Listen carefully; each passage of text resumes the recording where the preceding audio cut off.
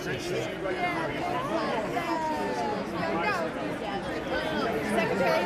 can't wait to connect with you. You have so much fun. Yes.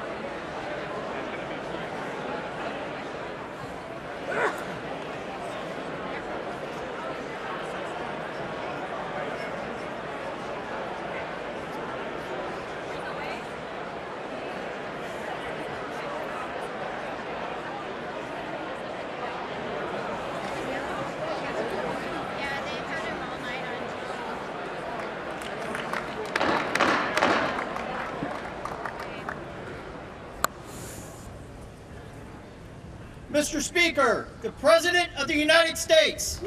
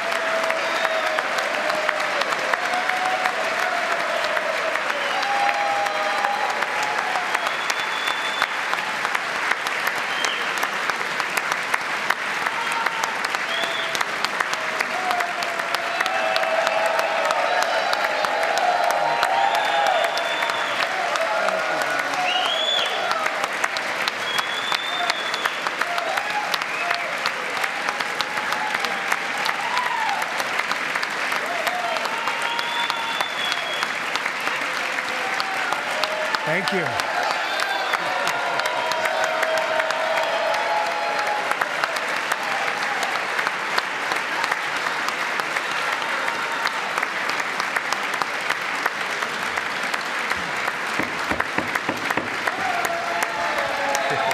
Thank you very much.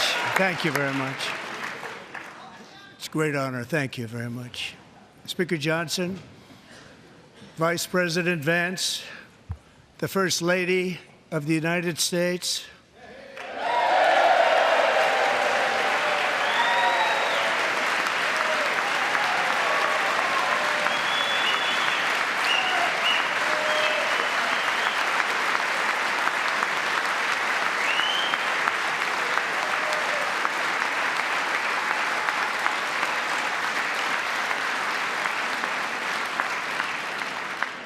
members of the United States Congress, thank you very much.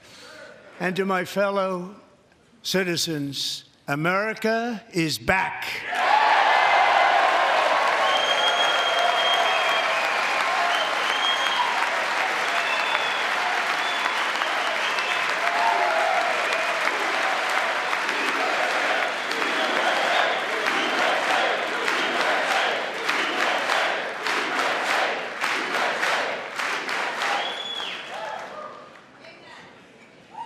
6 weeks ago, I stood beneath the dome of this Capitol and proclaimed the dawn of the golden age of America.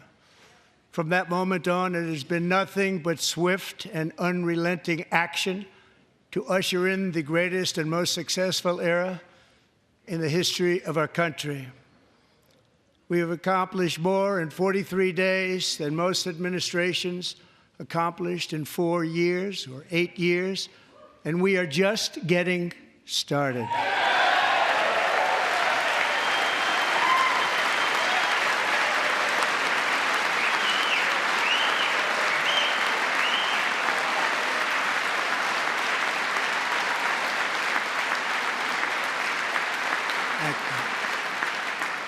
I return to this chamber tonight to report that America's momentum is back, our spirit is back, our pride is back, our confidence is back, and the American dream is surging bigger and better than ever before.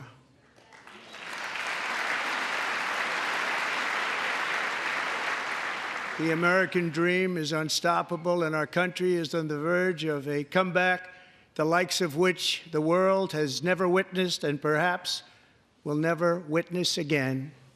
There's never been anything like it. The presidential election of November 5th was a mandate like has not been seen in many decades. We won all 7 swing states, giving us an electoral college victory of 312 votes.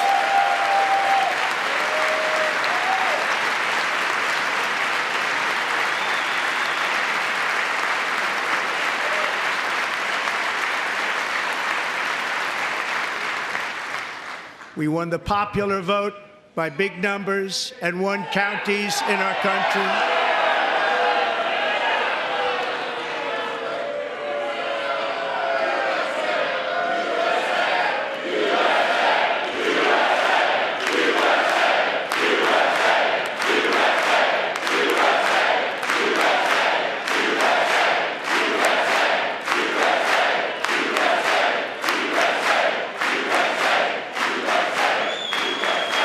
And won counties in our country, 2,700 to 525, on a map that reads almost completely red for Republican.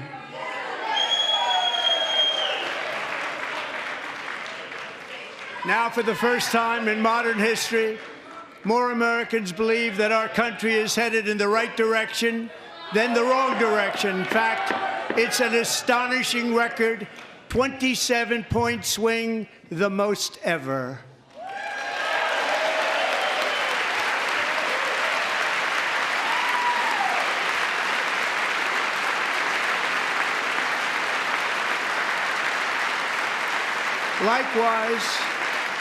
Small business optimism saw its single largest one-month gain ever recorded, a 41-point jump.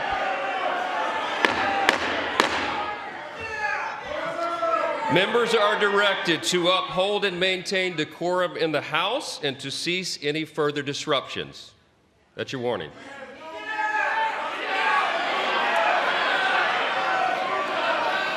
Members are engaging in willful and continuing breach of decorum, and the chair is prepared to direct the Sergeant-at-Arms to restore order to the joint session.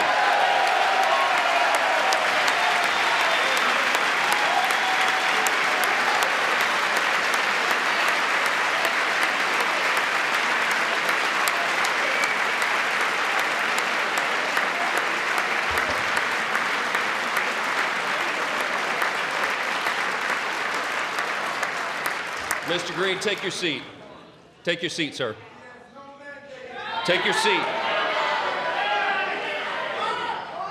Finding that members continue to engage in willful and concerted disruption of proper decorum, the chair now directs the Sergeant-at-Arms to restore order. Remove this gentleman from the chamber.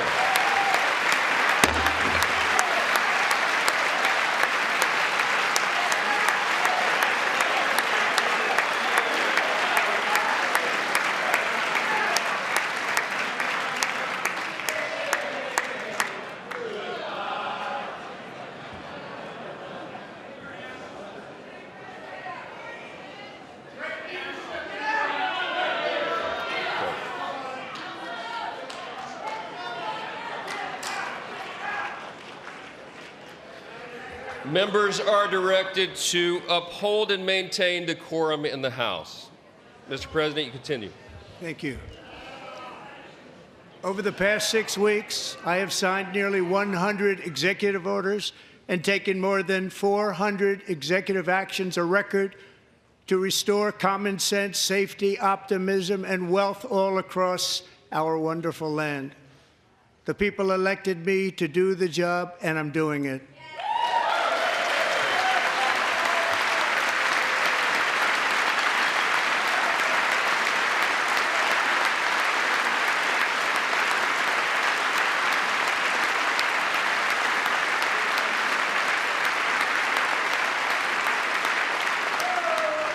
In fact, it has been stated by many that the first month of our presidency, it's our presidency, is the most successful in the history of our nation. By many.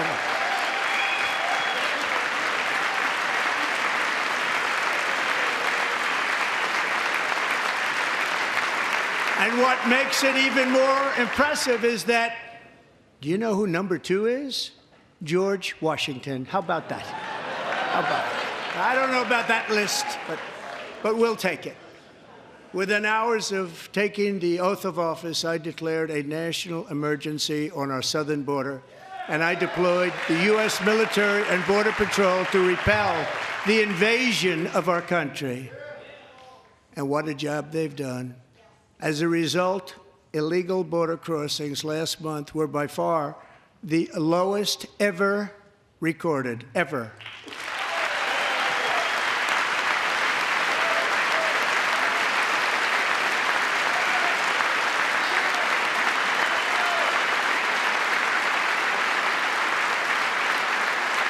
They heard my words and they chose not to come. Much easier that way. In comparison, under Joe Biden, the worst president in American history, there were hundreds of thousands of illegal crossings a month, and virtually all of them, including murderers, drug dealers, gang members, and people from mental institutions and insane asylums, were released into our country. Who would want to do that? This is my 5th such speech to Congress. And once again, I look at the Democrats in front of me, and I realize there is absolutely nothing I can say to make them happy or to make them stand or smile or applaud. Nothing I can do.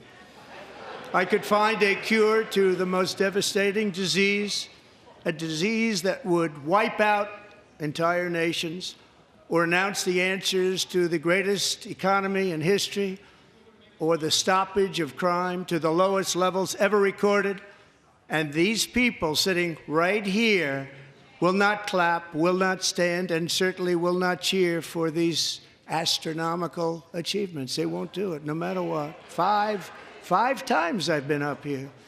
It's very sad, and it just shouldn't be this way.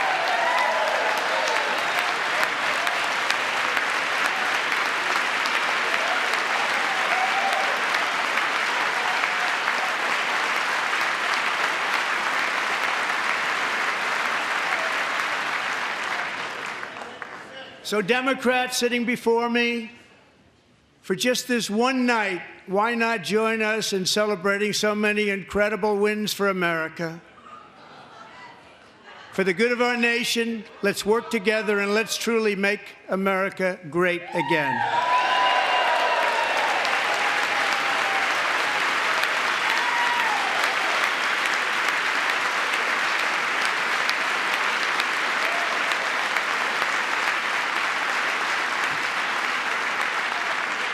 Every day, my administration is fighting to deliver the change America needs to bring a future that America deserves, and we're doing it.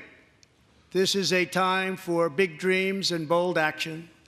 Upon taking office, I imposed an immediate freeze on all federal hiring, a freeze on all new federal regulations, and a freeze on all foreign aid.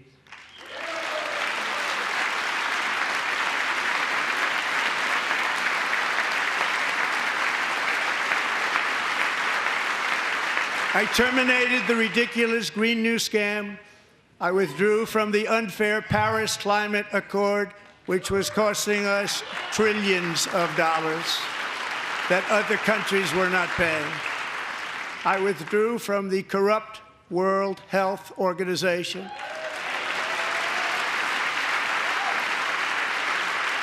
And I also withdrew from the anti-American UN Human Rights Council.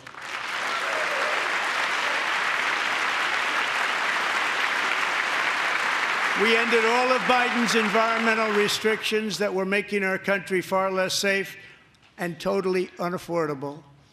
And importantly, we ended the last administration's insane electric vehicle mandate, saving our auto workers and companies from economic destruction.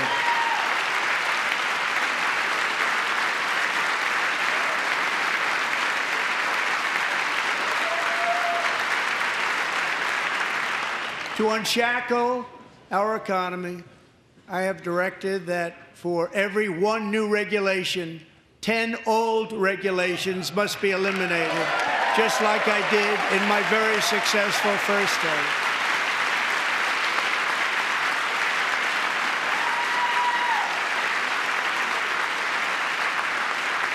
And in that first term, we set records on ending unnecessary rules and regulations like no other president had done before.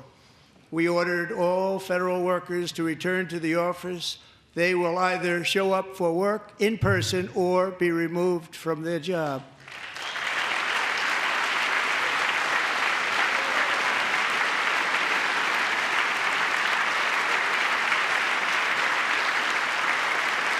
And we have ended weaponized government where, as an example, a sitting president is allowed to viciously prosecute his political opponent, like me.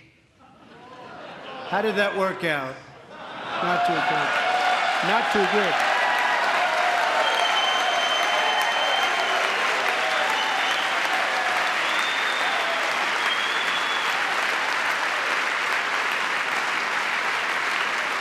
And I have stopped all government censorship and brought back free speech in America. It's back.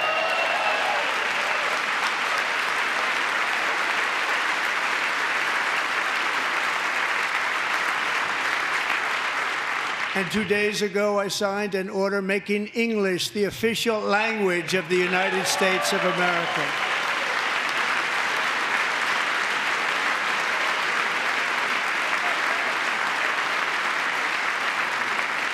I renamed the Gulf of Mexico the Gulf of America.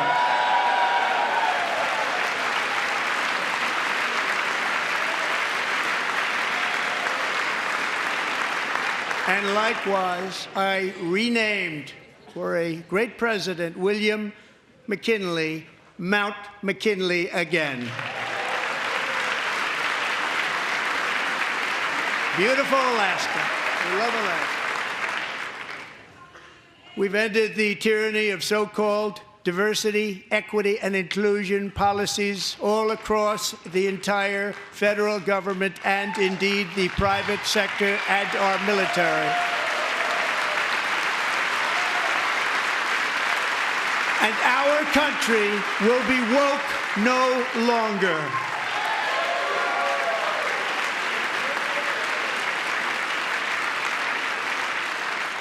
We believe that whether you are a doctor, an accountant, a lawyer, or an air traffic controller, you should be hired and promoted based on skill and competence, not race or gender.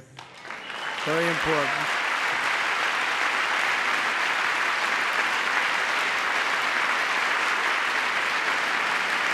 You should be hired based on merit.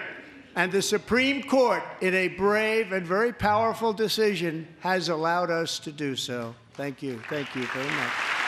Thank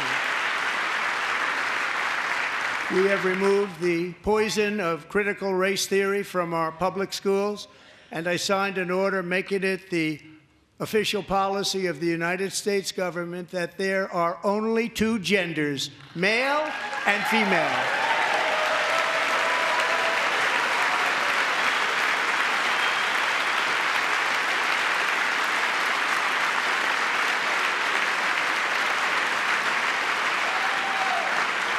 I also signed an executive order to ban men from playing in women's sports.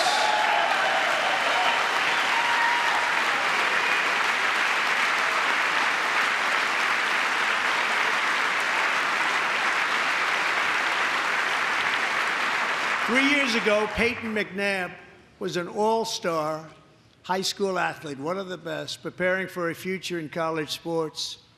But when her girls' volleyball match was invaded by a male, he smashed the ball so hard in Peyton's face, causing traumatic brain injury, partially paralyzing her right side, and ending her athletic career. It was a shot like she's never seen before. She's never seen anything like it. Peyton is here tonight in the gallery, and Peyton, from now on, schools will kick the men off the girls' team, or they will lose all federal funding.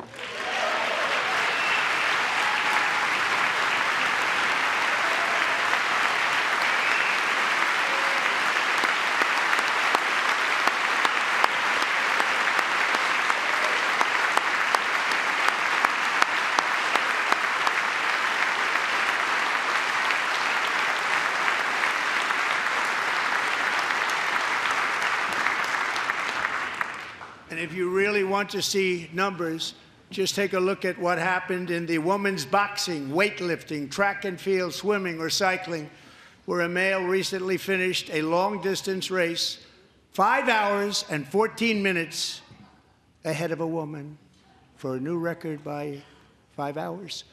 Broke the record by 5 hours. It's demeaning for women, and it's very bad for our country. We're not going to put up with it any longer.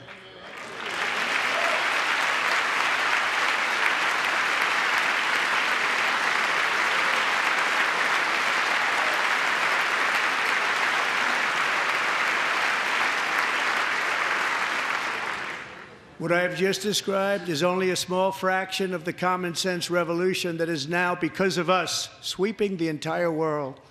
Common sense has become a common theme, and we will never go back. Never. Never going to let that happen. Among my very highest priorities is to rescue our economy and get dramatic and immediate relief to working families. As you know, we inherited from the last administration an economic catastrophe and an inflation nightmare. Their policies drove up energy prices, pushed up grocery costs, and drove the necessities of life out of reach for millions and millions of Americans. They've never had anything like it. We suffered the worst inflation in 48 years, but perhaps even in the history of our country. They're not sure. As president, I'm fighting every day to reverse this damage and make America affordable again.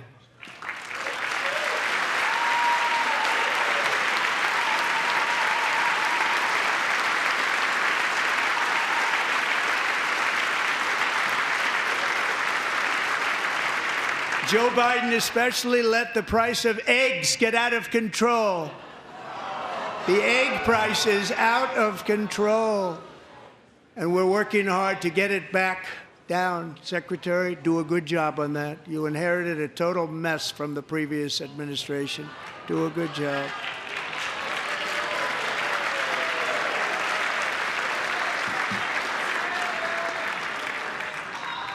A major focus of our fight to defeat inflation is rapidly reducing the cost of energy. The previous administration cut the number of new oil and gas leases by 95%, slowed pipeline construction to a halt, and closed more than 100 power plants. We are opening up many of those power plants right now.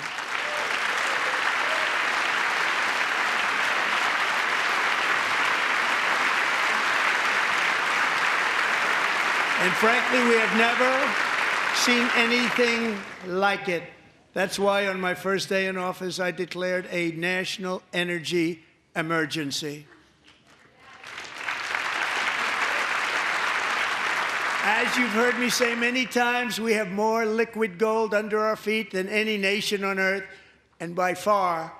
And now I fully authorize the most talented team ever assembled to go and get it. It's called Drill, Baby, Drill.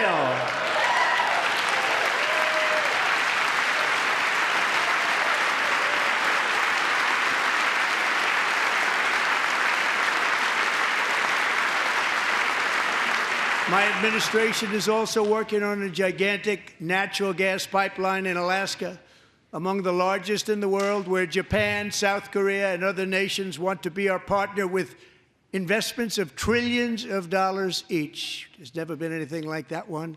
It will be truly spectacular. It's all set to go. The permitting is gotten. And later this week, I will also take historic action to dramatically expand production of critical minerals and rare earths here in the USA.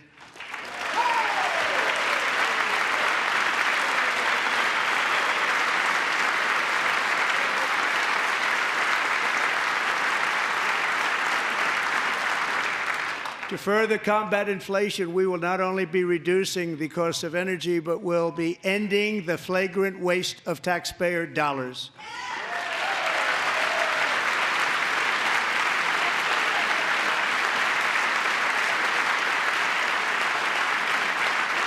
And to that end, I have created the brand new Department of Government Efficiency, GOGE. Perhaps you've heard of it. Perhaps.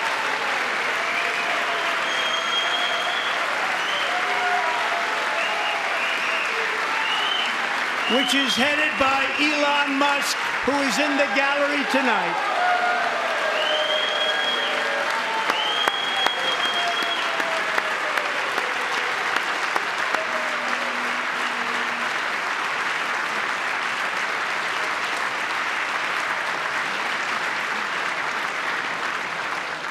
Thank you, Elon. He's working very hard. He didn't need this.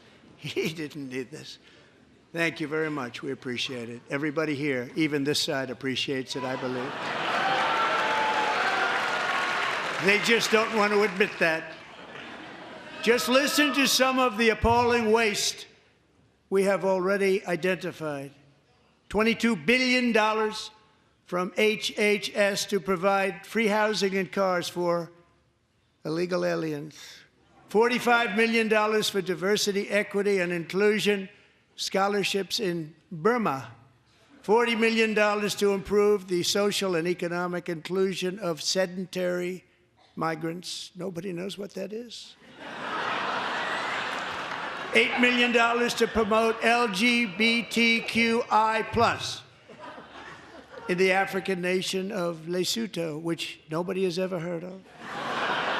$60 million for indigenous peoples and Afro-Colombian empowerment in Central America. $60 million.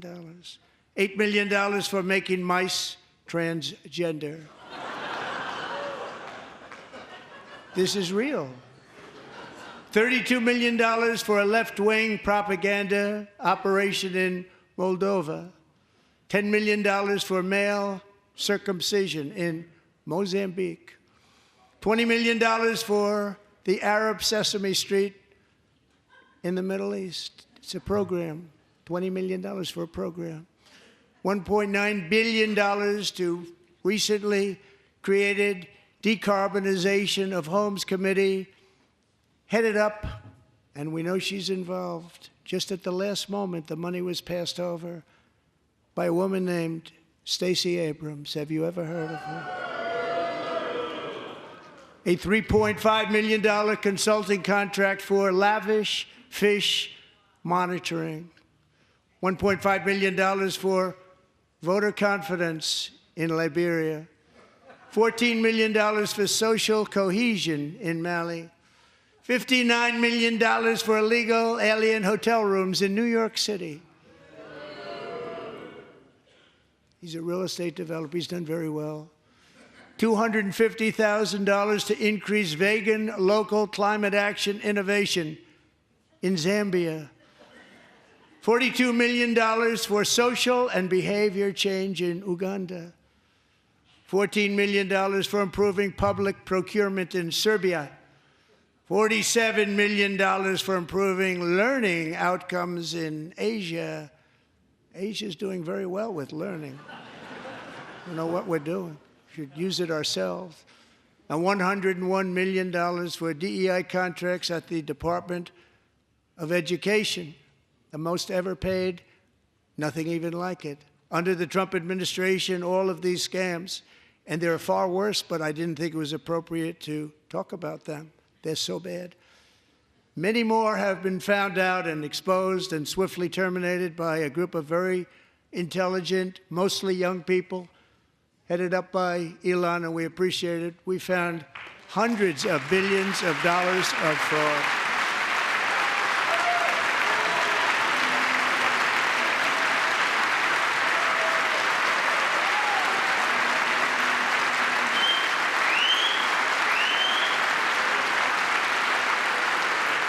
And we've taken back the money and reduced our debt to fight inflation and other things. Taken back a lot of that money. We got it just in time. This is just the beginning. The Government Accountability Office, a federal government office, has estimated annual fraud of over $500 billion in our nation, and we are working very hard to stop it. We're going to. We're also identifying shocking levels of incompetence and probable fraud in the Social Security program for our seniors, and that our seniors and people that we love rely on. Believe it or not, government databases list 4.7 million Social Security members from people aged 100 to 109 years old. It lists 3.6 million people from ages 110 to 119. I don't know any of them. I know some people that are rather elderly, but not quite that elderly. 3.47 million people from ages 120 to 129. 3.9 million people from ages 130 to 139.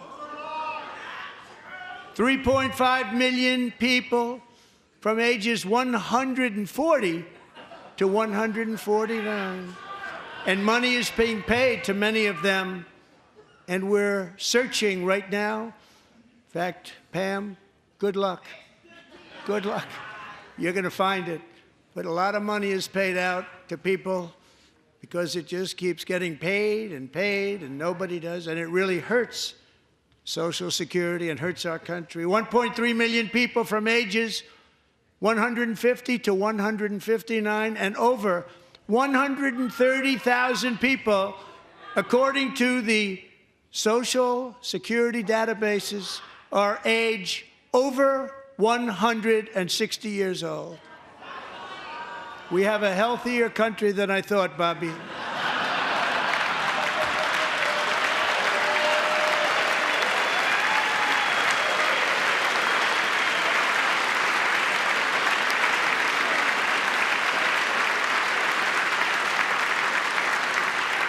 Including, to finish, 1,039 people between the ages of 220 and 229, one person between the age of 240 and 249, and one person is listed at 360 years of age.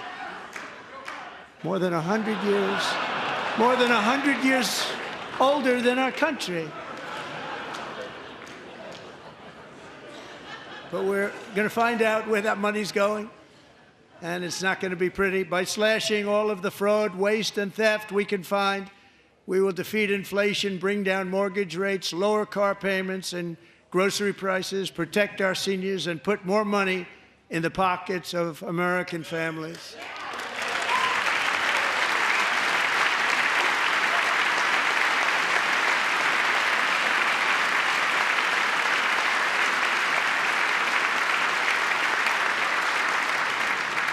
And today, interest rates took a beautiful drop, big, beautiful drop. It's about time.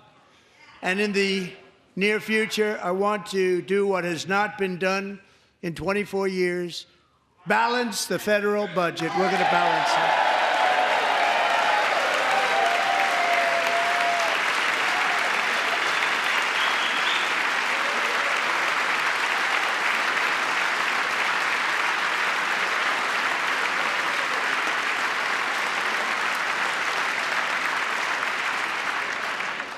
With that goal in mind, we have developed in great detail what we are calling the Gold Card, which goes on sale very, very soon. For $5 million, we will allow the most successful job-creating people from all over the world to buy a path to U.S. citizenship. It's like the green card, but better and more sophisticated. And these people will have to pay tax in our country. They won't have to pay tax from where they came. The money that they've made, you wouldn't want to do that, but they have to pay tax, create jobs. They'll also be taking people out of colleges and paying for them so that we can keep them in our country instead of having them being forced out. Number one, at the top school, as an example, being forced out and not being allowed to stay and create tremendous numbers of jobs and great success for a company out there. So while we take out the criminals, killers, traffickers, and child predators who are allowed to enter our country under the open border policy of these people, the Democrats, the Biden administration, the open border insane policies that you've allowed to destroy our country, we will now bring in brilliant, hardworking, job-creating people. They're going to pay a lot of money, and we're going to reduce our debt with that money.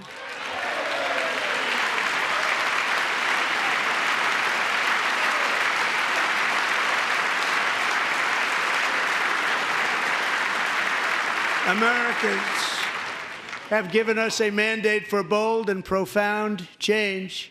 For nearly 100 years, the federal bureaucracy has grown until it has crushed our freedoms, ballooned our deficits, and held back America's potential in every possible way.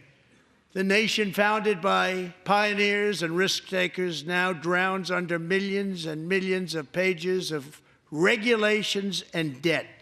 Approvals that should take 10 days to get instead take 10 years, 15 years, and even 20 years before you're rejected. Meanwhile, we have hundreds of thousands of federal workers who have not been showing up to work. My administration will reclaim power from this unaccountable bureaucracy, and we will restore true democracy to America again.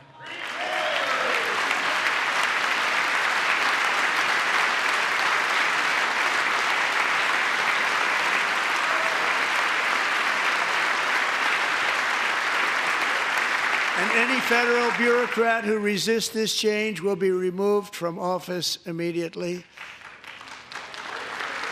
Because we are draining the swamp. It's very simple. And the days of rule by unelected bureaucrats are over.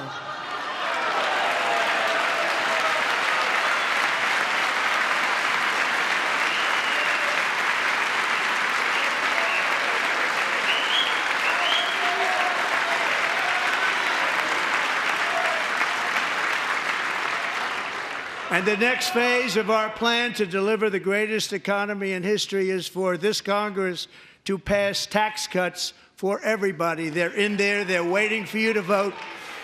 And I'm sure that the people on my right, I don't mean the Republican right, but my right here, I'm sure you're going to vote for those tax cuts, because otherwise I don't believe the people will ever vote you into office. So I'm doing you a big favor by telling you that.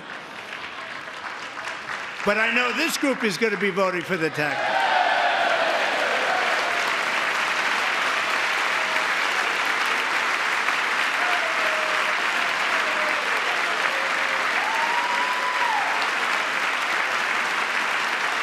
Thank you. It's a very, very big part of our plan. We had tremendous success in our first term with it. A very big part of our plan. We're seeking permanent income tax cuts all across the board. And to get urgently needed relief to Americans hit especially hard by inflation, I'm calling for no tax on tips, no tax on overtime, and no tax on Social Security benefits for our great seniors.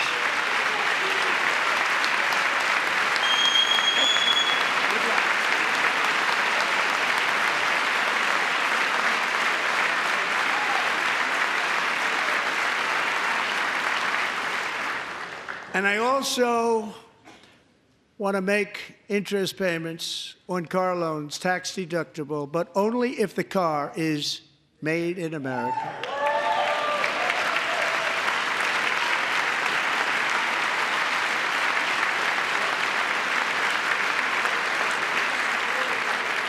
And by the way, we're going to have growth in the auto industry like nobody's ever seen. Plants are opening up all over the place. Deals are being made. Never seen. That's a combination of the election win and tariffs.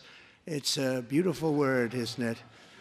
That, along with our other policies, will allow our auto industry to absolutely boom. It's going to boom. Spoke to the majors today, all three, the top people, and they're so excited. In fact, already numerous car companies have announced that they will be building massive automobile plants in America, with Honda just announcing a new plant in Indiana, one of the largest anywhere in the world.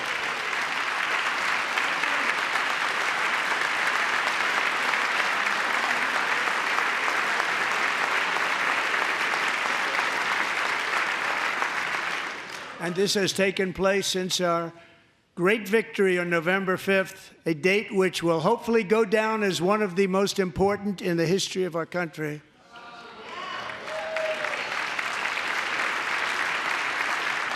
In addition, as part of our tax cuts, we want to cut taxes on domestic production and all manufacturing. And just as we did before, we will provide 100% expensing. It will be retroactive to January 20th, 2025. And it was one of the main reasons why our tax cuts were so successful in our first term, giving us the most successful economy in the history of our country. First term. We had a great first term.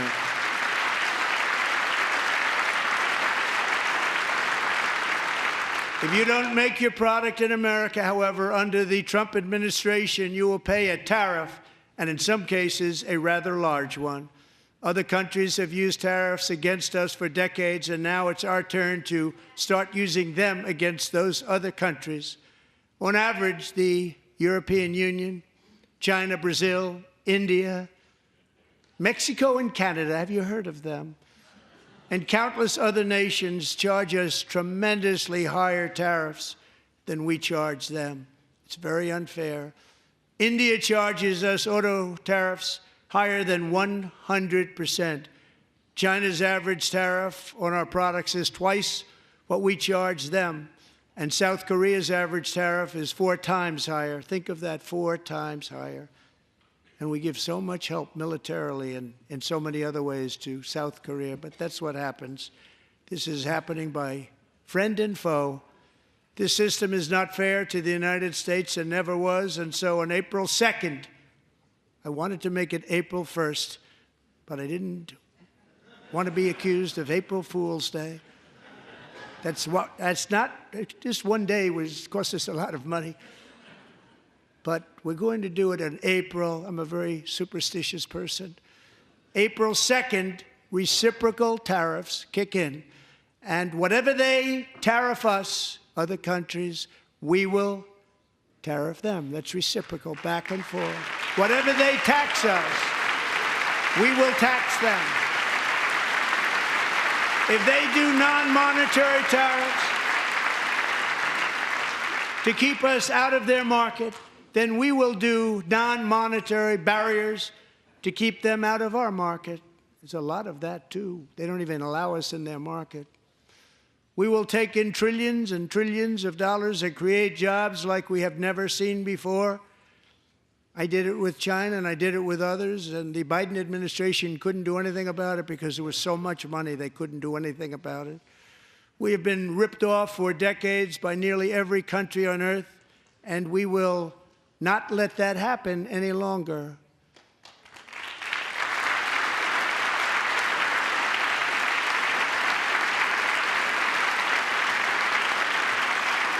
Much has been said over the last 3 months about Mexico and Canada, but we have very large deficits with both of them. But even more importantly, they've allowed fentanyl to come into our country at levels never seen before, killing hundreds of thousands of our citizens and many very young, beautiful people, destroying families.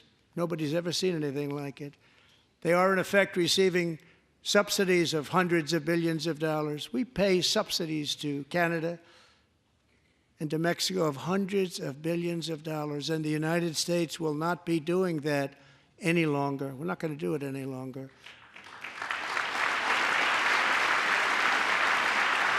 Thanks to our America First policies we're putting into place, we have had $1.7 trillion of new investment in America in just the past few weeks. The combination of the election and our economic policies that people of SoftBank, one of the most brilliant anywhere in the world, announced a $200 billion investment. OpenAI and Oracle, Larry Ellison, announced $500 billion investment, which they wouldn't have done if Kamala had won. Apple announced $500 billion investment. Tim Cook called me. He said, I cannot spend it fast enough. It's going to be much higher than that, I believe. They'll be building their plants here instead of in China. And just yesterday, Taiwan Semiconductor, the biggest in the world, most powerful in the world, has a tremendous amount, 97% of the market, announced a $165 billion investment to build the most powerful chips on earth right here in the USA.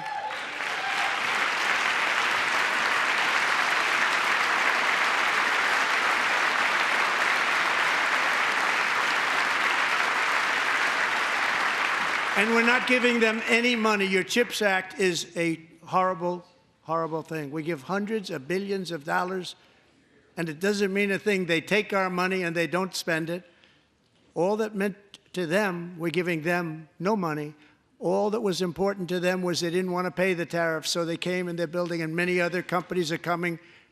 We don't have to give them money. We just want to protect our businesses and our people. And they will come because they won't have to pay tariffs if they build in America. So it's very amazing. You should get rid of the CHIP Act, and whatever's left over, Mr. Speaker, you should use it to reduce debt or any other reason you want to.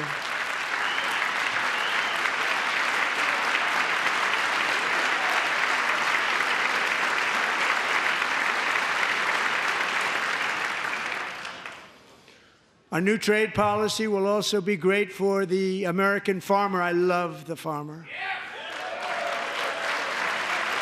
who will now be selling into our home market, the USA, because nobody is going to be able to compete with you. because there's goods that come in from other countries and companies. They're really in a bad position in so many different ways. They're uninspected. They may be very dirty and disgusting, and they come in and they pour in, and they hurt our American farmers. The tariffs will go on agricultural product coming into America, and our farmers, starting on April 2nd, it may be a little bit of an adjustment period. We had that before when I made the deal with China, $50 billion of purchases, and I said, just bear with me, and they did. They did. Probably have to bear with me again, and this will be even better. That was great. The problem with it was that Biden didn't enforce it. He didn't enforce it. $50 billion of purchases, and we were doing great, but Biden did not enforce it, and it hurt our farmers. But our farmers are going to have a field day right now. So to our farmers, have a lot of fun. I love you too. I love you too. It's all going to happen.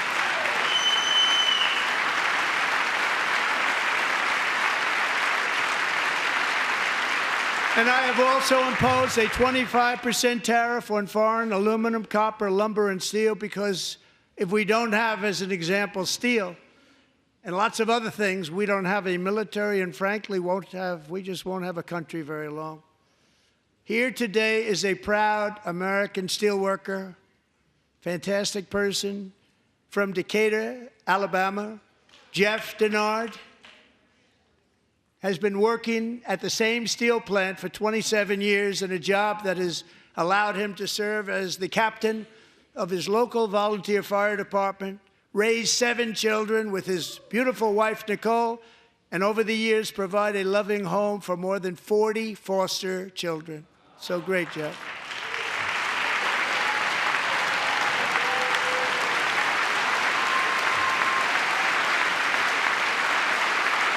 Thank you, Jeff. Thank you, Jeff.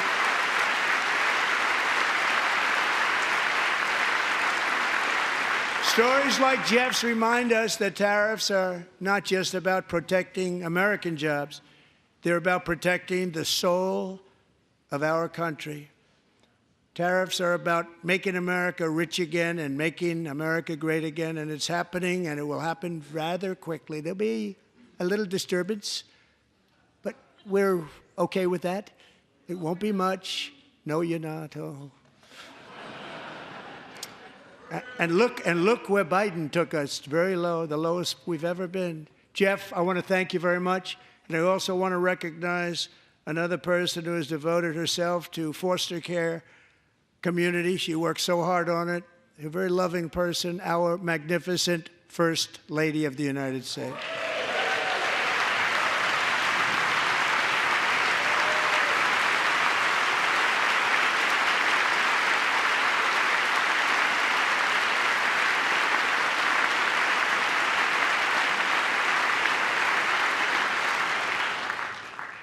Melania's work has yielded incredible results, helping prepare our nation's future leaders as they enter the workforce. Our First Lady is joined by 2 impressive young women, very impressive. Haley Ferguson, who benefited from the First Lady's Fostering the Future initiative and is poised to complete her education and become a teacher. And Elliston Berry, who became a victim of an illicit deepfake image produced by a peer. With Elliston's help, the Senate just passed the Take It Down Act, and this is so important. Thank you very much, John. John Thune, thank you. Stand up, John. Thank you, John.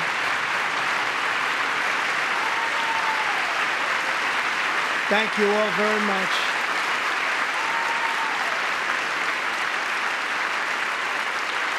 Thank you. And thank you to John Thune and the Senate.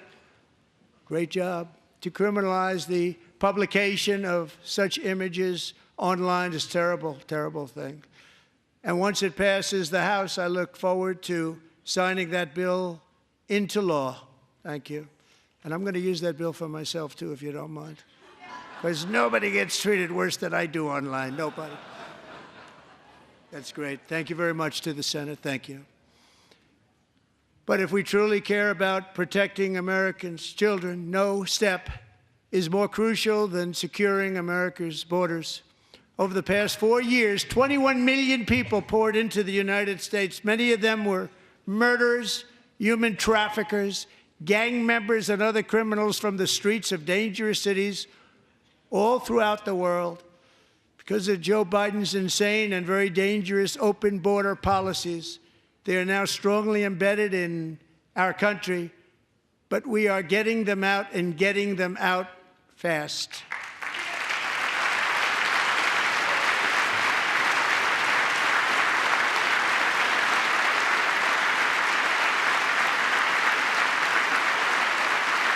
And I want to thank Tom Homan and Christy. I want to thank you and Paul of Border Patrol. I want to thank you. What a job they've all done, everybody. Border Patrol, ICE, law enforcement in general is incredible. We have to take care of our law enforcement. Have to.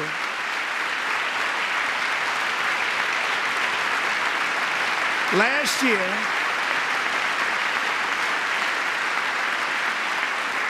a brilliant 22-year-old nursing student named Laken Riley, the best in her class, admired by everybody, went out for a jog on the campus of the University of Georgia. That morning, Laken was viciously attacked, assaulted, beaten, brutalized, and horrifically murdered.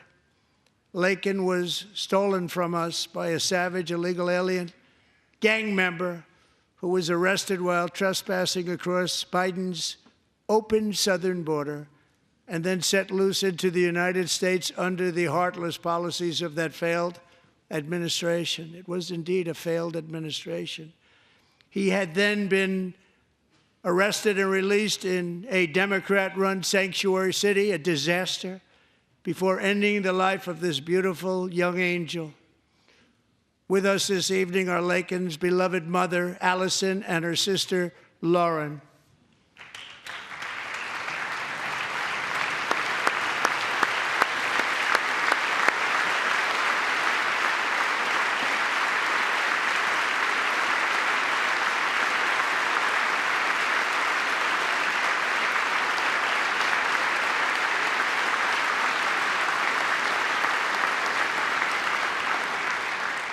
Last year, I told Laken's grieving parents that we would ensure their daughter would not have died in vain.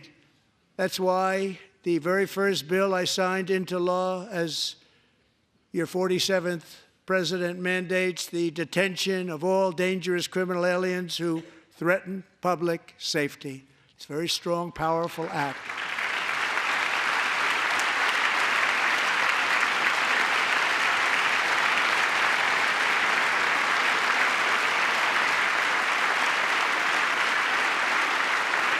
It's called the Laken-Riley Act. So Allison and Lauren, America will never, ever forget our beautiful Laken Hope Riley.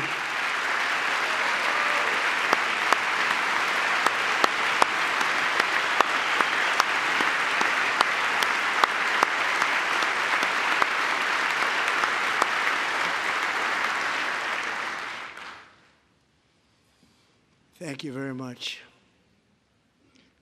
Since taking office, my administration has launched the most sweeping border and immigration crackdown in American history, and we quickly achieved the lowest numbers of illegal border crossers ever recorded. Thank you.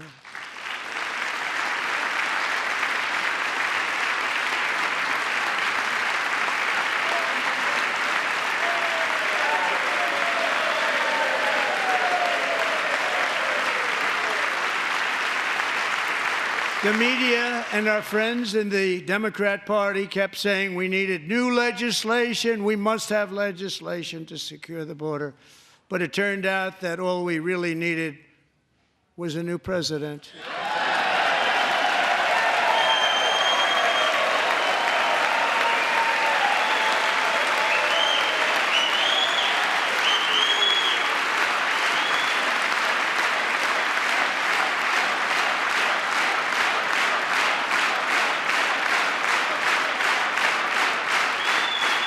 Thank you.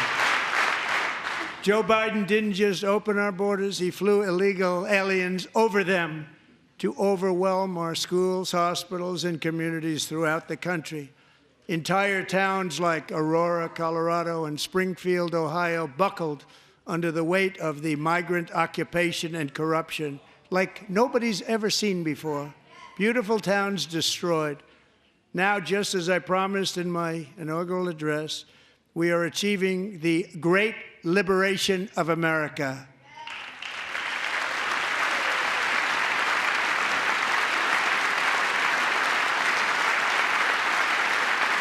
But there still is much work to be done. Here tonight is a woman I have gotten to know, Alexis Nungari from Houston. Wonderful woman. Last June, Alexis's 12-year-old daughter, her precious Jocelyn, walked to a nearby convenience store. She was kidnapped, tied up, assaulted for 2 hours under a bridge, and horrifically murdered. Arrested and charged with this heinous crime are 2 illegal alien monsters from Venezuela, released into America by the last administration through their ridiculous open border. The death of this beautiful 12-year-old girl and the agony of her mother and family touched our entire nation greatly. Alexis, I promised that we would always remember your daughter, your magnificent daughter, and earlier tonight, I signed an order keeping my word to you. One thing I have learned about Jocelyn is that she loved animals so much. She loved nature. Across Galveston Bay, from where Jocelyn lived in Houston, you will find a magnificent national wildlife refuge, a pristine, peaceful, 34,000-acre sanctuary for all of God's creatures on the edge of the Gulf of America. Alexis, moments ago, I formally renamed that refuge in loving memory of your beautiful daughter, Jocelyn. So, Mr. Vice President, if you would, may I have the order?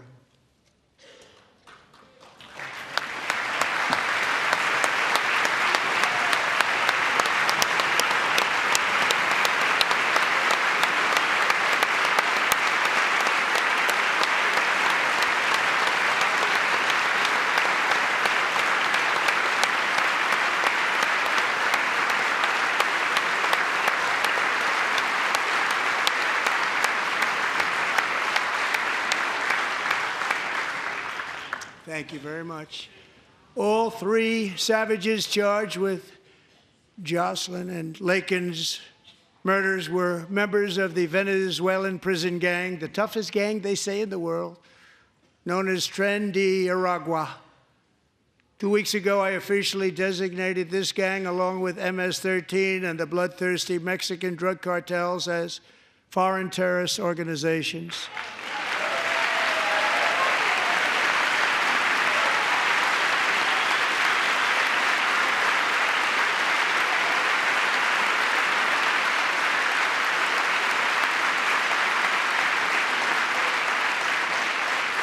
They are now officially in the same category as ISIS, and that's not good for them.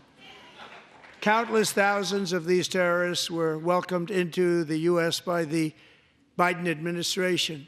But now every last one will be rounded up and forcibly removed from our country, or, if they're too dangerous, put in jails, standing trial in this country, because we don't want them to come back ever. With us this evening is a warrior on the front lines of that battle, Border Patrol Agent Roberto Ortiz. Great guy.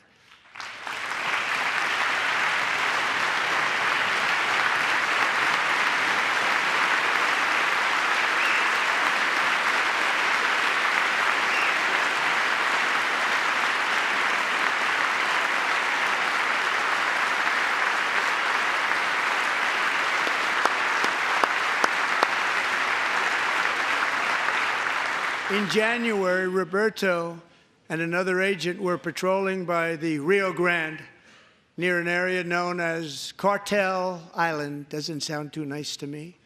When heavily armed gunmen started shooting at them. Roberto saw that his partner was totally exposed, at great danger, and he leapt into action, returning fire and providing crucial seconds for his fellow agent to seek safety, just barely.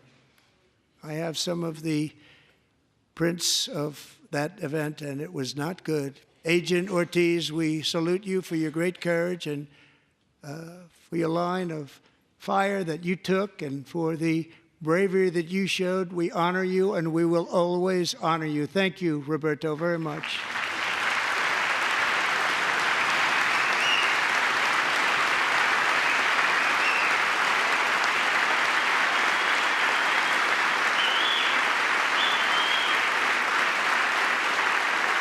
Thank you, Roberto. And I actually got to know him on my many calls to the border. He's a great gentleman. The territory to the immediate south of our border is now dominated entirely by criminal cartels that murder, rape, torture, and exercise total control. They have total control over a whole nation, posing a grave threat to our national security. The cartels are waging war on America, and it's time for America to wage war on the cartels, which we are doing.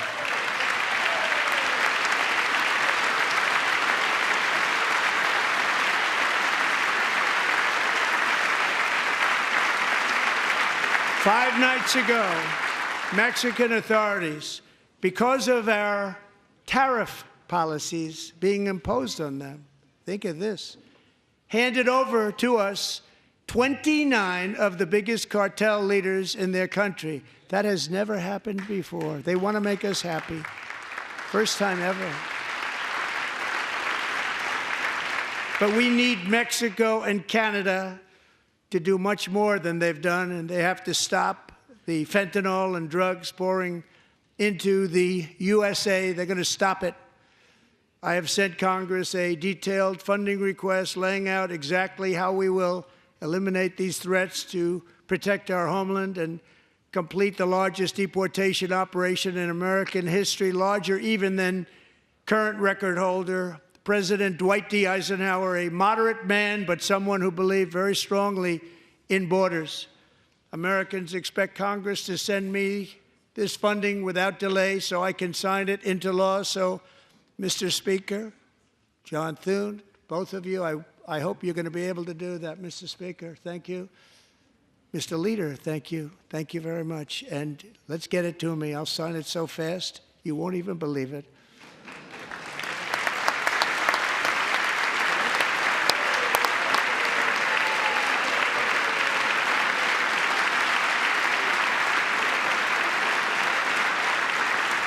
And as we reclaim our sovereignty, we must also bring back law and order to our cities and towns.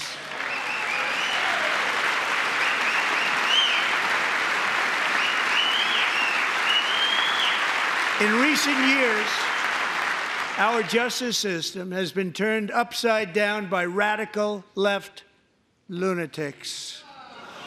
Many jurisdictions virtually ceased enforcing the law against dangerous repeat offenders while weaponizing law enforcement against political opponents like me. My administration has acted swiftly and decisively to restore fair, equal, and impartial justice under the constitutional rule of law, starting at the FBI and the DOJ. Pam, good luck. Cash, wherever you may be, good luck. Good luck. Pam Bondi. Good luck. So important. Going to do a great job. Cash, thank you. Thank you, Cash.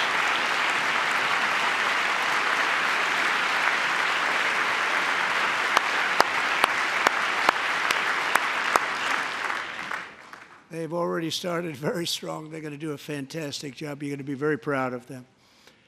We're also once again giving our police officers the support, protection, and respect they so dearly deserve. They have to get it. They have such a hard, dangerous job, but we're going to make it less dangerous.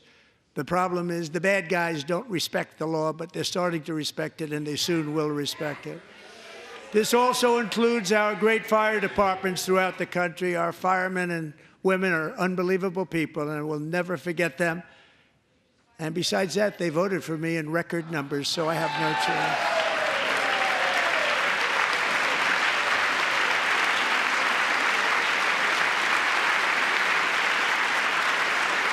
1 year ago this month, 31-year-old New York police officer Jonathan Diller, unbelievably wonderful person and a great officer, was gunned down at a traffic stop on Long Island. I went to his funeral.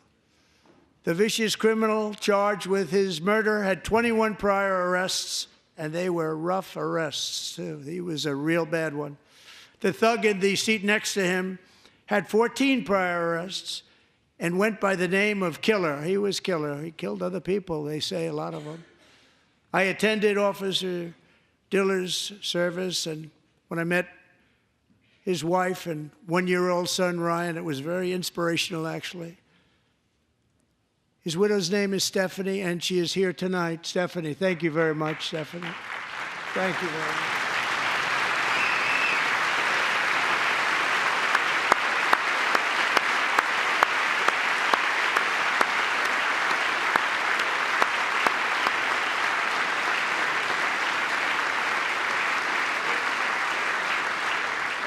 Stephanie, we're going to make sure that Ryan knows his dad was a true hero, New York's finest, and we're going to get these cold-blooded killers and repeat offenders off our streets, and we're going to do it fast.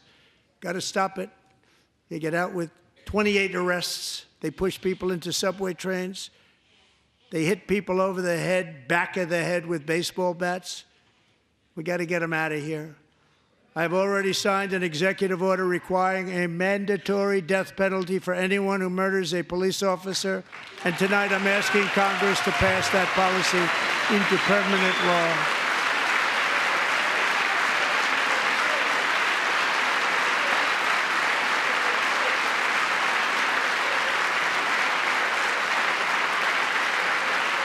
I'm also asking for a new crime bill getting tough on repeat offenders while enhancing protections for America's police officers so they can do their jobs without fear of their lives being totally destroyed. They don't want to be killed. We're not going to let them be killed. Joining us in the gallery tonight is a young man who truly loves our police. His name is DJ Daniel. He is 13 years old, and he has always dreamed of becoming a police officer.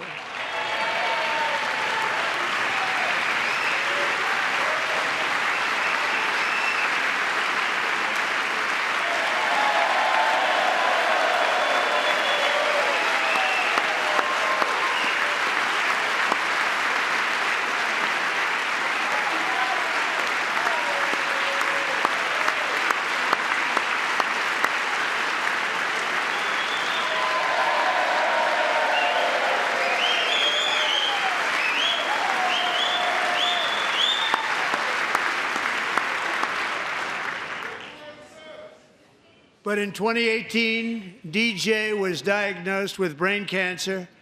The doctors gave him 5 months at most to live. That was more than 6 years ago.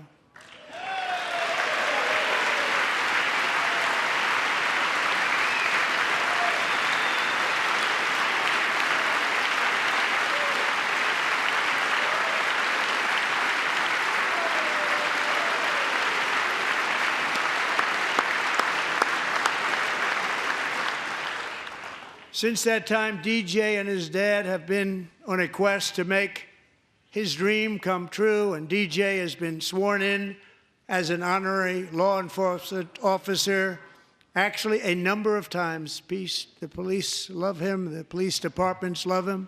And tonight, DJ, we're going to do you the biggest honor of them all. I am asking our new Secret Service Director, Sean Curran, to officially make you an agent of the United States Secret Service.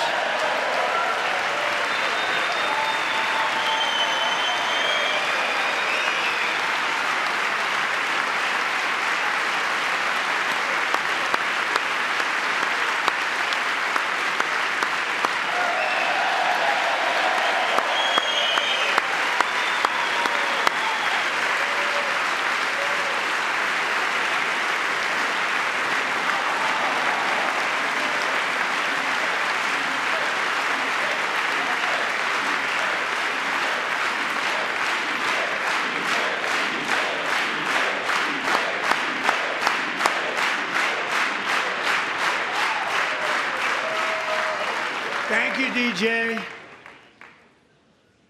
DJ's doctors believe his cancer likely came from a chemical he was exposed to when he was younger. Since 1975, rates of child cancer have increased by more than 40%. Reversing this trend is one of the top priorities for our new presidential commission to make America healthy again, chaired by our new Secretary of Health and Human Services, Robert F. Kennedy, Jr.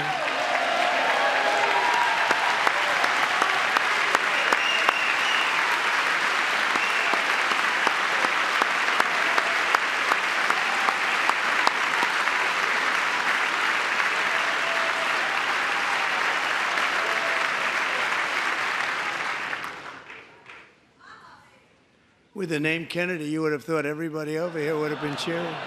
How quickly they forget. Our goal is to get toxins out of our environment, poisons out of our food supply, and keep our children healthy and strong. As an example, not long ago, and you can't even believe these numbers, 1 in 10,000 children had autism, 1 in 10,000. And now it's 1 in 36. There's something wrong, 1 in 36. Think of that. So we're going to find out what it is, and there's nobody better than Bobby and all of the people that are working with you. You have the best to figure out what is going on. Okay, Bobby, good luck. It's a very important job. Thank you. Good job.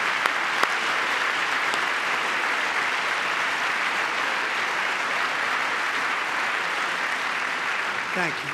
My administration is also working to protect our children from toxic ideologies in our schools. A few years ago, January Littlejohn and her husband discovered that their daughter's school had secretly socially transitioned their 13-year-old little girl.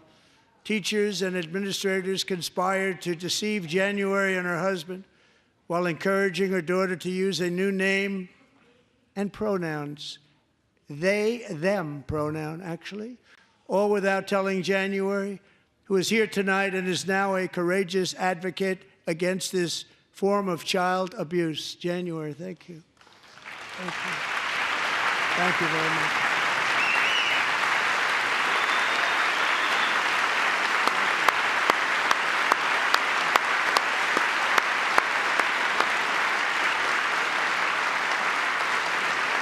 Thank you.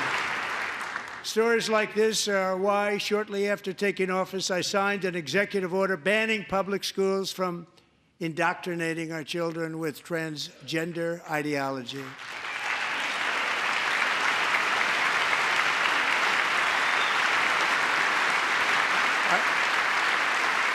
I also signed an order to cut off all taxpayer funding to any institution that engages in the sexual mutilation of our youth.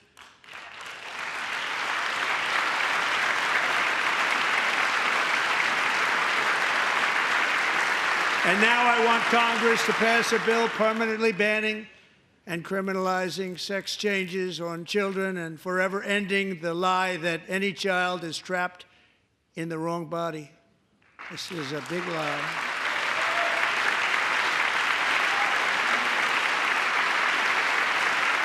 And our message to every child in America is that you are perfect exactly the way God made you.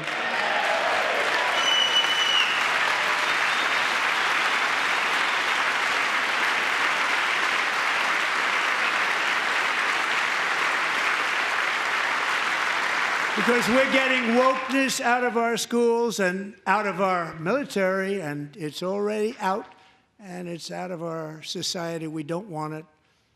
Wokeness is trouble. Wokeness is bad. It's gone. It's gone. And we feel so much better for it, don't we? Don't we feel better? Our service members won't be activists and ideologues. They will be fighters and warriors. They will fight for our country. And Pete, congratulations. Secretary of Defense, congratulations.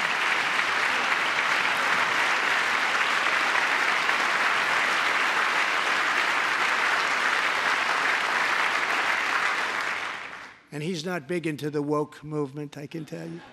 I know him well. I am pleased to report that in January, the U.S. Army had its single best recruiting month in 15 years, and that all armed services are having among the best recruiting results ever in the history of our services. What a difference.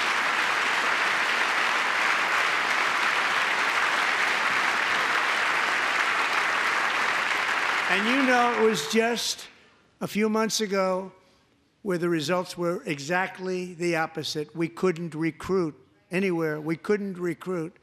Now we're having the best results just about that we've ever had. What a tremendous turnaround. It's really a beautiful thing to see. People love our country again. It's very simple. They love our country, and they love being in our military again. So it's a great thing, and thank you very much. Great job. Thank you.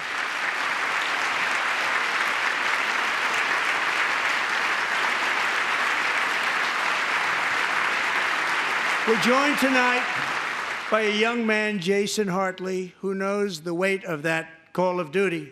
Jason's father, grandfather, and great-grandfather all wore the uniform.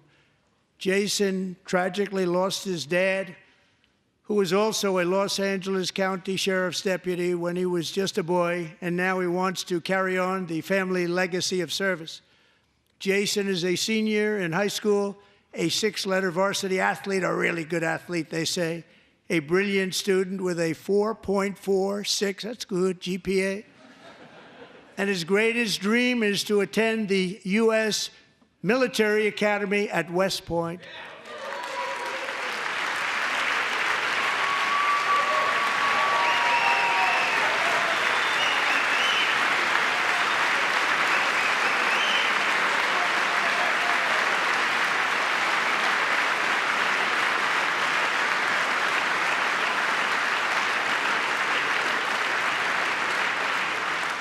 And Jason, that's a very big deal getting in. That's a hard one to get into. But I'm pleased to inform you that your application has been accepted.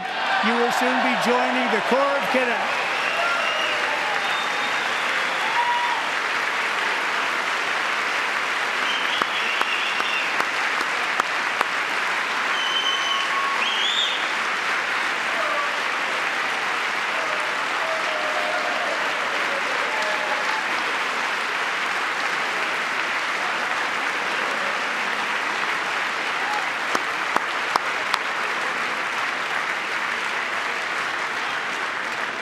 Thank you. Jason, you're going to be on the long gray line, Jason. As Commander-in-Chief, my focus is on building the most powerful military of the future. As a first step, I'm asking Congress to fund a state-of-the-art Golden Dome missile defense shield to protect our homeland, all made in the USA.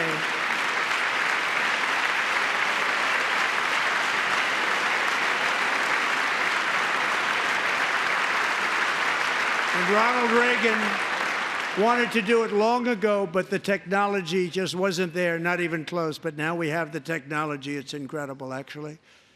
And other places, they have it. Israel has it. Other places have it. And the United States should have it too, right, Tim, right? They should have it too. So I want to thank you. But it's a very, very important. This is a very dangerous world. We should have it. We want to be protected, and we're going to protect our citizens like never before. To boost our defense industrial base, we are also going to resurrect the American shipbuilding industry, including commercial shipbuilding and military shipbuilding.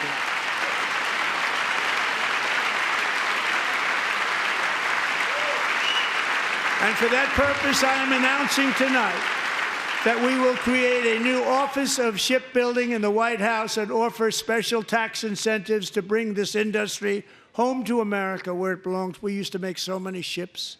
We don't make them anymore very much, but we're going to make them very fast, very soon. It will have a huge impact. To further enhance our national security, my administration will be reclaiming the Panama Canal, and we've already started doing it.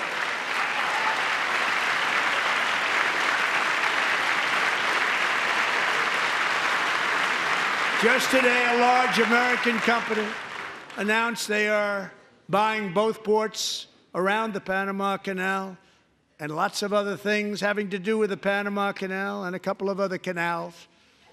The Panama Canal was built by Americans for Americans, not for others, but others could use it. But it was built at tremendous cost of American blood and treasure. 38,000 workers died building the Panama Canal. They died of malaria. They died of snake bites and mosquitoes. Not a nice place to work. They paid them very highly to go there, knowing there was a 25% chance that they would die. The most expensive project also that was ever built in our country's history, if you bring it up to modern day costs. It was given away by the Carter administration for $1, but that agreement has been violated very severely. We didn't give it to China. We gave it to Panama, and we're taking it back.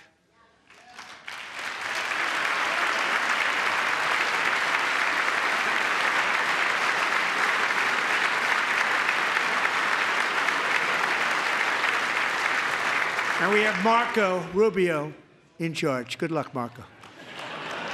Now, we know who to blame if anything goes wrong. Marco's been amazing, and he's going to do a great job.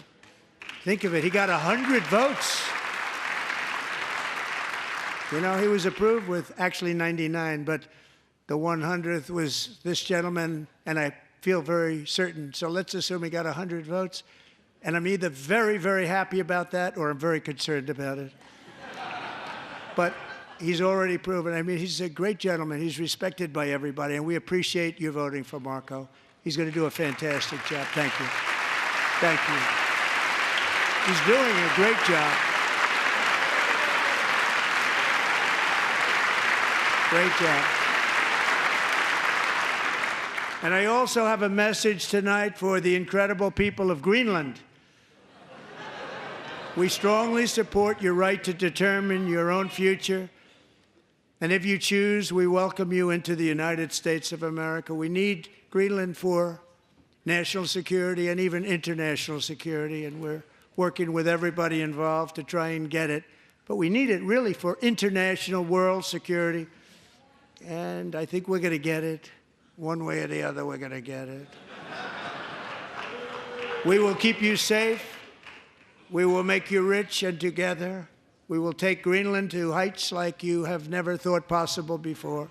It's a very small population, but very, very large piece of land and very, very important for military security. America is once again standing strong against the forces of radical Islamic terrorism.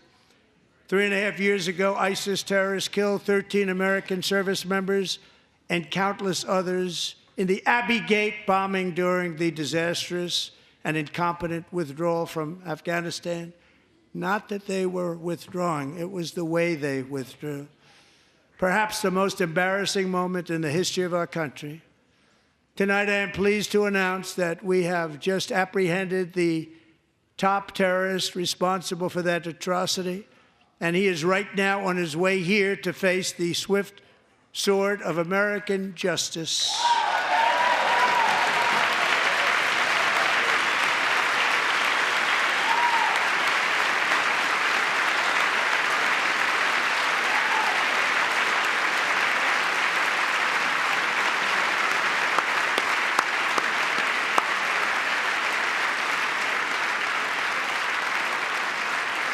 And I want to thank especially the government of Pakistan for helping arrest this monster.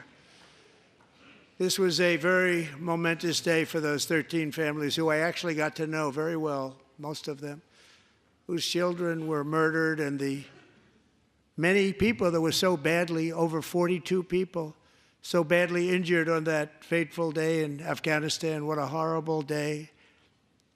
Such incompetence was shown. That when Putin saw what happened, I guess he said, wow, maybe this is my chance. That's how bad it was. Should have never happened. Grossly incompetent people. I spoke to many of the parents and loved ones, and they're all in our hearts tonight. Just spoke to them on the phone. We had a big call every one of them called, and everybody was on the line, and they did nothing but cry with happiness. They were very happy, as happy as you can be under those circumstances. Their child, brother, sister, son, daughter was killed for no reason whatsoever. In the Middle East, we're bringing back our hostages from Gaza. In my first term, we achieved one of the most groundbreaking peace agreements in generations, the Abraham Accords.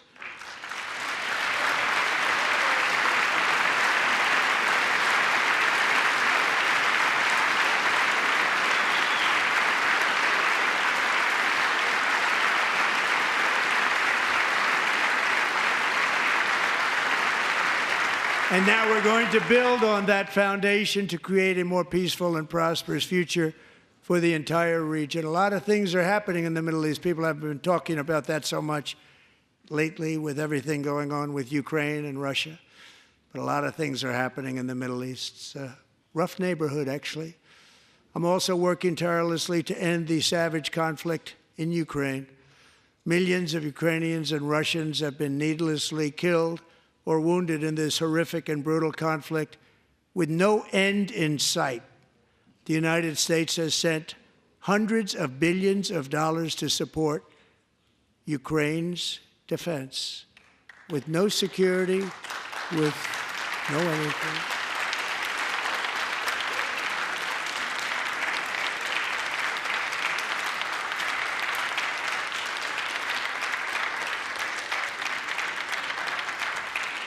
Do you want to keep it going for another 5 years? Yeah, you would say Pocahontas says yes.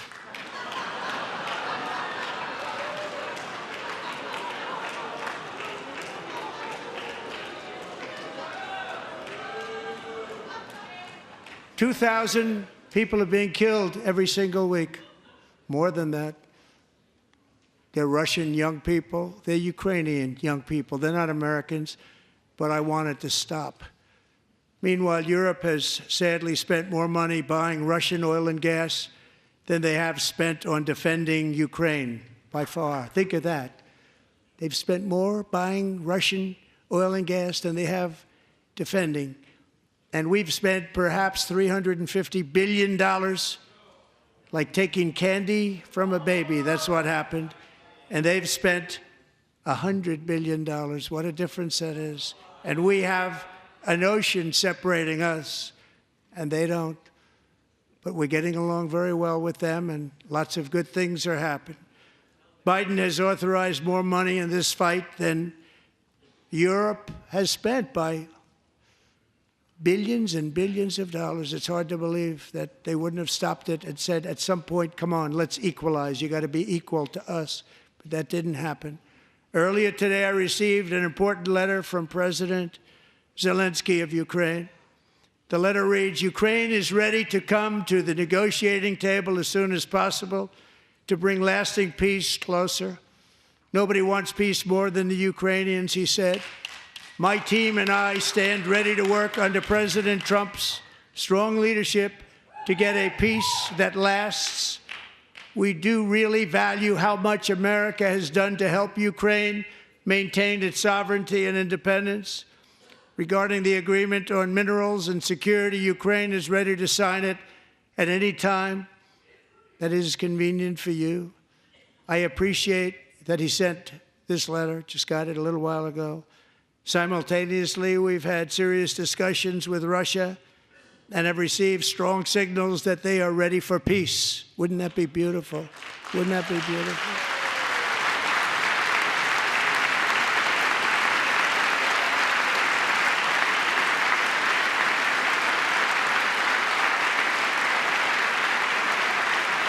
Wouldn't that be beautiful?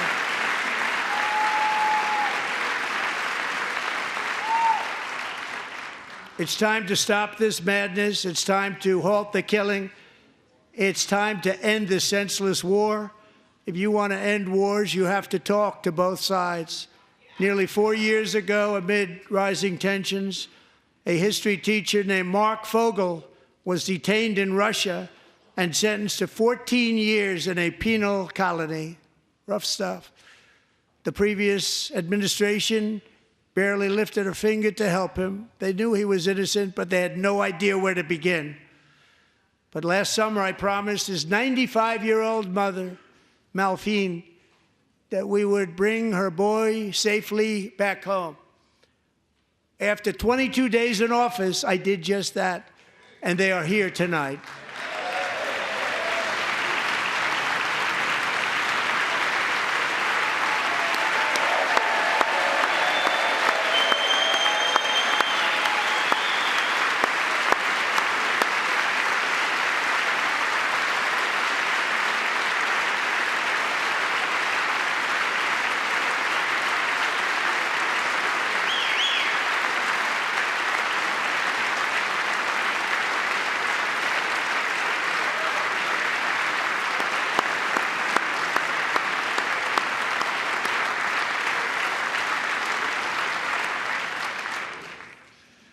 To Mark and his great mom, we are delighted to have you safe and sound and with us. As fate would have it, Mark Fogel was born in a small rural town in Butler, Pennsylvania. Have you heard of it? Where his mother has lived for the past 78 years. I just happened to go there last July 13th for a rally. That was not pleasant. And that is where I met his beautiful mom right before I walked onto that stage. And I told her I would not forget what she said about her son. And I never did I? Never forgot. Less than 10 minutes later, at that same rally, gunfire rang out, and a sick and deranged assassin unloaded 8 bullets from his sniper's perch into a crowd of many thousands of people. My life was saved by a fraction of an inch, but some were not so lucky. Corey Comparator was a firefighter, a veteran, a Christian, a husband, a devoted father, and above all, a protector. When the sound of gunshots pierced the air, it was a horrible sound. Corey knew instantly what it was and what to do. He threw himself on top of his wife and daughters and shielded them from the bullets with his own body. Corey was hit really hard. You know the story from there. He sacrificed his life to save theirs. 2 others, very fine people, were also seriously hit. But thankfully, with the help of 2 great country doctors, we thought they were gone, and they were saved. So those doctors had great talent. We're joined by Corey's wife, Helen, who was his high school sweetheart, and their 2 beloved daughters, Allison and Kaylee. Thank you.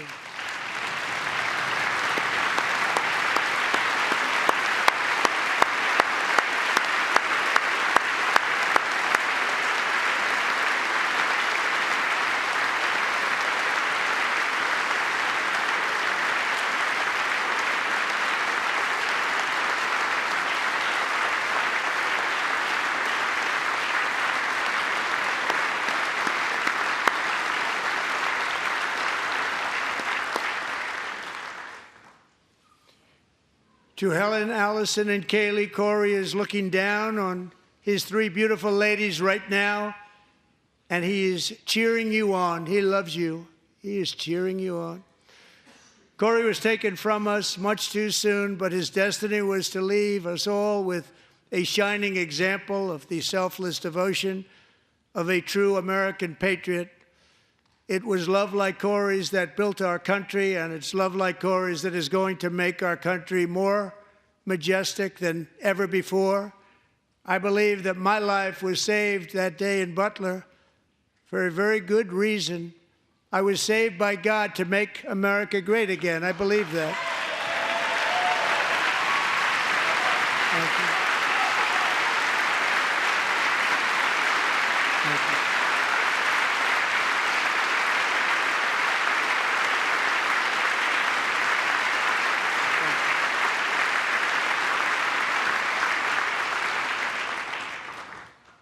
Thank you very much. From the patriots of Lexington and Concord to the heroes of Gettysburg and Normandy, from the warriors who crossed the Delaware to the trailblazers who climbed the Rockies, and from the legends who soared at Kitty Hawk to the astronauts who touched the moon, Americans have always been the people who defied all odds, transcended all dangers, made the most extraordinary sacrifices, and did whatever it took to defend our children, our country, and our freedom.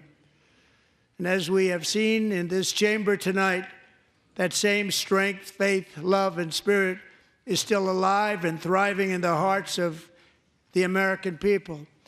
Despite the best efforts of those who would try to censor us, silence us, break us, destroy us, Americans are today a proud, free, sovereign, and independent nation that will always be free, and we will fight for it till death. We will never let anything happen to our beloved country, because we are a country of doers, dreamers, fighters, and survivors. Our ancestors crossed a vast ocean, strode into the unknown wilderness, and carved their fortunes from the rock and soil of a perilous and very dangerous frontier. They chased our destiny across a boundless continent. They built the railroads, laid the highways, and graced the world with American marvels like the Empire State Building, the mighty Hoover Dam, and the towering Golden Gate Bridge. They lit the world with electricity, broke free of the force of gravity, fired up the engines of American industry, vanquished the communists, fascists, and Marxists all over the world, and gave us countless modern wonders sculptured out of iron, glass, and steel. We stand on the shoulders of these pioneers who won and built the modern age, these workers who poured their sweat into the skylines of our cities, these warriors who shed their blood on fields of battle and gave everything they had for our rights and for our freedom. Now it is our time to take up the righteous cause of American liberty. And it is our turn to take America's destiny into our own hands and begin the most thrilling days in the history of our country. This will be our greatest era. With God's help, over the next 4 years, we are going to lead this nation even higher, and we are going to forge the freest, most advanced, most dynamic, and most dominant civilization ever to exist on the face of this earth. We are going to create the highest quality of life, build the safest and wealthiest and healthiest and most vital communities anywhere in the world. We are going to conquer the vast frontiers of science, and we are going to lead humanity into space and plant the American flag on the planet Mars and even far beyond.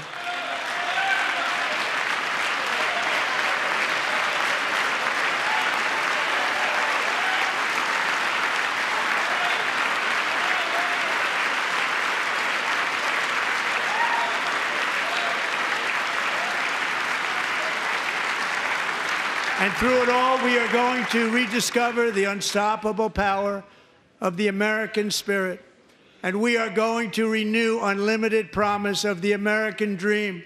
Every single day, we will stand up and we will fight, fight, fight for the country our citizens believe in and for the country our people deserve.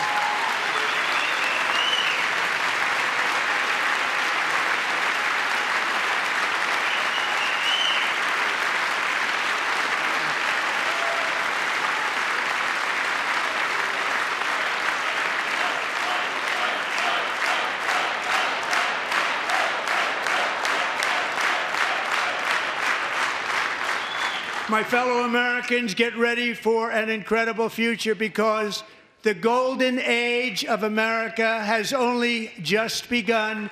It will be like nothing that has ever been seen before. Thank you, God bless you, and God bless America.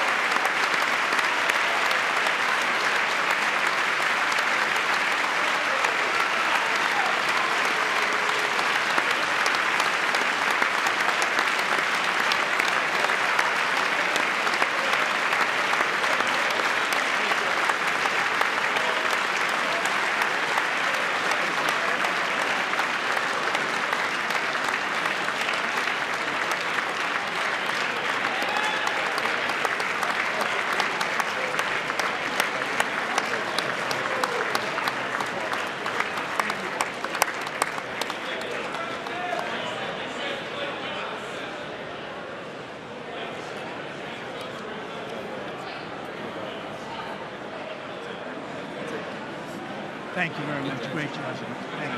Great honor. Thank you very much. Thank you. Get this place going, all right? Thank you very much. Great honor. Thank you. Thank you, Mr. President. Thank you very much.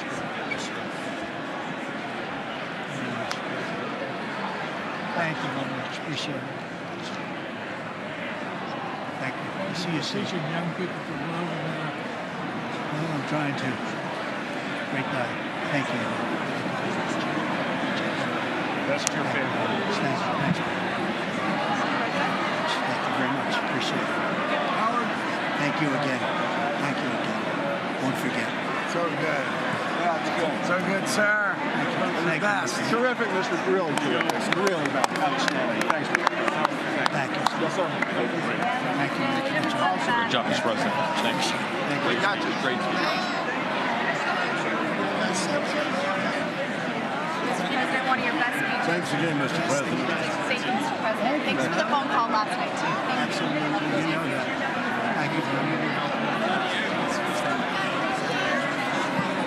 I'll do it. Just give me the information. I'm not going to give you, sorry. Thank you, everybody. Great speech. Great speech. Thank you. Best speech ever. Yes. Good. Congratulations. Good job.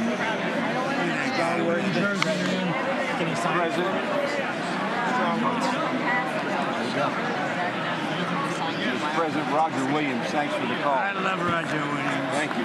You don't have to introduce yourself. Thank you, sir. Mr. President. I know you better than you do, Roger. Thank you so much. My great baseball player. America Good is- job. Great job you're doing. America is back. Thank you so much, Welcome you Mr. back in President. Pennsylvania anytime, sir. They stood for. Thank you all. They stood for another country, not our country. That was phenomenal. It's hard to believe, isn't it? That was fantastic, sir. That was Thank you very much. Thank you. quick selfie. Mr. President. Good job, Mr. President. Great job. Thank you so much. Great speech, sir. Great speech. Yes, sir. President back in Pennsylvania. Oh, they're just careful. I was standing on Absolutely. West Virginia loves you. Oh, good. How you doing? All right? Did you get a chance to shake his hand earlier? Do you want me to get a picture of you shaking his hand or anything? You're good. Thank you very much. Let's do biofilm. Thank you, darling. Great Sir, job, thank you. Mr. I love you. Best speech on the floor ever. Yeah, it was so good. Thank you So very good. much. Hey, you rocked it, Mr. President. We're with you. 100% crushed. Thank you. Really good. Congratulations. President. Best speech ever. Thank you so much. What's the best? Mr. President, that was a great speech. That was awesome. God bless you. Wonderful. It was wonderful. Thank you. Great job. Let's go. Get down to that. You get down. Good luck. Yes, sir. Thank you. It's so great. Thank you, everybody. Good job. Thank you for mentioning God needs to help us. Thank you, Mr. President. It's true. Mr. President. Incredible. Thank you. Thank you. Great speech. Great speech. That was phenomenal. Thanks for taking my call. Good luck. Yeah. Epic. My man. Thank you for standing You strong. really triggered those people. Tremendous, Mr. President. Thank Somebody you. did. Thank you so much. Thanks for the beneficial ownership and this week. That was Oh, a good yeah. one. Thanks for mentioning farmers. Well, we love our farmers. Thank you, man. Thank you, Mr. President. You earned this night. Thank you very much. Appreciate it. Worked hard. Thank you, man.